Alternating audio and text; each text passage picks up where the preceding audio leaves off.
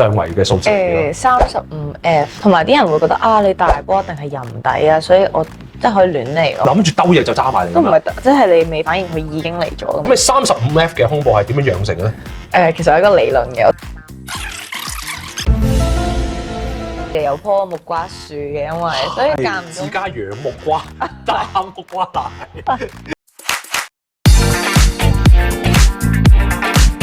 如果我覺得考鬆啲，我係阿毛啊，又嚟到我哋香港女神寶座呢一個系列啦。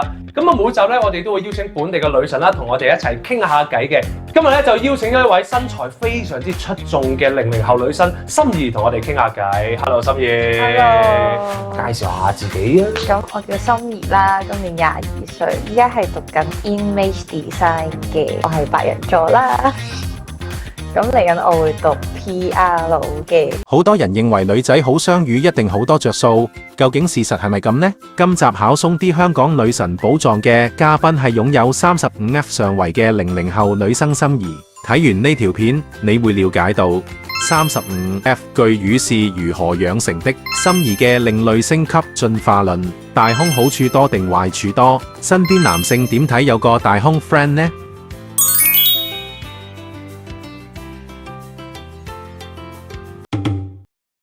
咁啊喺外界啦，好多朋友仔啊、網友啊都會覺得啊，你身材好豐滿啊，好排擺啊。我想問你嘅上圍嘅數字35F 啊。咁你覺得滿唔滿意咧？其實即係你話而家有嘅嘢我滿意嘅，即係都感恩嘅。但係咧，你長期都覺得好麻煩咯，即係可能泳衣又買唔到 bra 又買唔到，着衫又未必話好好睇咯。即係例如呢一個咁樣啦，其實咧佢都係偏細咗嘅呢個泳衣嚟嘅。你見人哋嗰啲咧，即係你着住泳衣你跑跑地地咧都冇事，但係咧你自己可能咧，你就算擺好位啦，行兩步就會走位啊。係啊，你都唔敢跑咁快啦。係啊，好就真係比較少嘅對我嚟講，唔好就真係好多好多。可唔可以分享下？即係例如性騷擾嘅程度係極高啦，同埋啲人會覺得啊，你大波一定係人底啊，所以我即係可以亂嚟咯。跟住仲有啲阿伯咧，平時出街望你咧，或者我有時着得低胸少少咧，有好多男仔就算拖住個女朋友咧，望得好明顯㗎嘛嘅，唔係明顯咁簡單啦，係行埋去前面叫個女朋友打佢一巴，佢先醒到啦。係會真係覺得哇你大波啊，你一定係好隨便啦，跟住就上手，一嘢就上手噶啦，就諗住兜嘢就揸埋嚟。都唔係，即係你未反應佢已經嚟咗咁樣咯。係喺咩場合啊？飲酒地方？即係可能係咯，喺飲酒地方咯，或者覺得大家係 friend 啊咁樣，即係好冇分寸感咯。咁你嗰次點處理啊？屌齊佢咯，屌齊佢咯。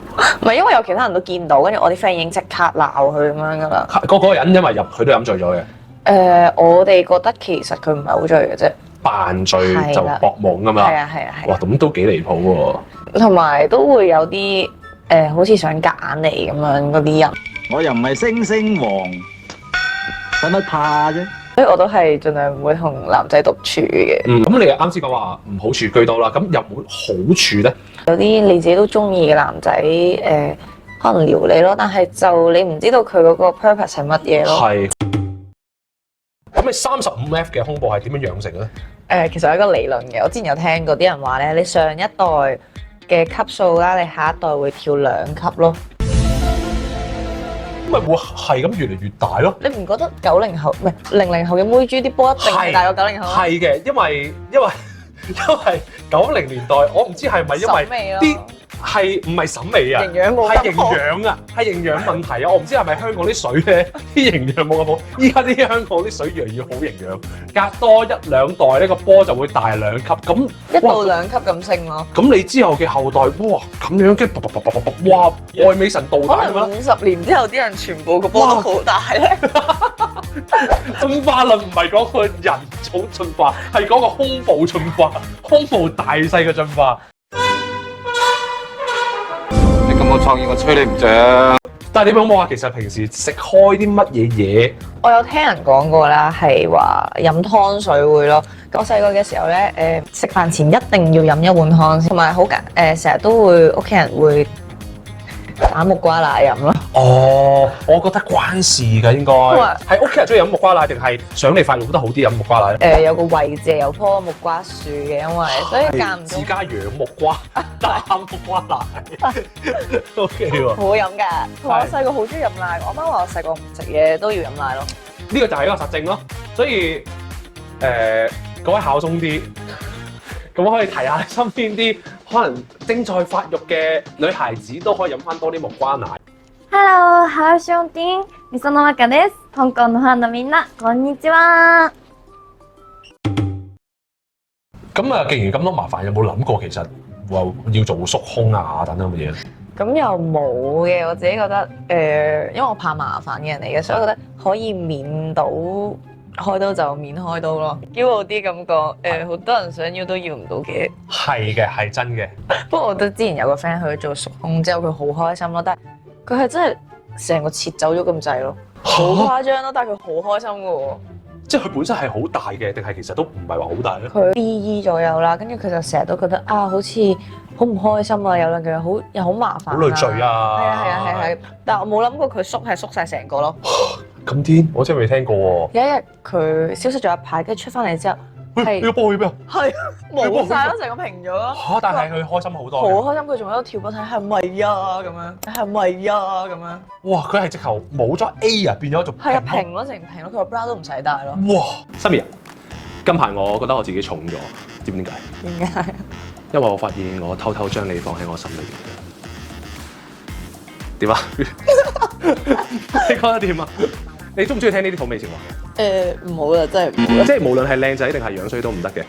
唔得，即係你會覺得哇，做咩事咁騎啊？哇，好騎啊！打爛陣你。咁啊，係咪有才華先會吸引到你咧？會有加分嘅，即係似一個男仔叻過你，你都會好啦，咁我哋去一齊做啲有才華嘅嘢啦。Let's go，go go go go！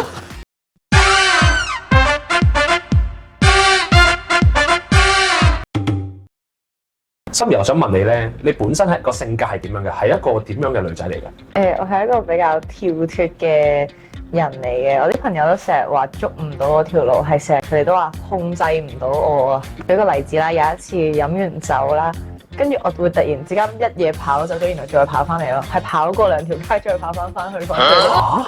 咁會唔會呢個係飲酒之後嘅狀態同埋你平常嘅狀態唔同咧？而家會好少少嘅，可能大個咗個人沉寂咗啊。係但係其實我平時都係咁跳嘅。你試過最爆最跳係做過啲乜嘢？突然之間瞓喺條街度，即係打橫瞓喺條街度，係醉咗嘅嗰陣時。冇啊，即係突然間可能講下笑，跟住我兩我啲 friend，即係女仔 friend 咁樣啦，懶係扭計，跟住我唔理，一嘢就坐喺地下，跟住攬住佢隻腳。點解你咁做啊？就係即其實冇㗎，冇原因。純粹想咁做，純粹令佢哋尷尬咯。平時中意做啲乜嘢啊？即係有啲咩活動啊、喜好咁樣。其實如果有人肯約我去玩水上活動或者打下波，其實我係非常之樂意嘅。OK，等我電話。覺得好好玩嘅。等我電話啊！咩都會想試下。我細個就係玩滾軸溜冰嘅，即係碌嗰啲直排。有玩過速度賽咯。係玩過速度賽啊！即係比過賽嘅。比賽有攞獎嘅。OK。攞第幾啊？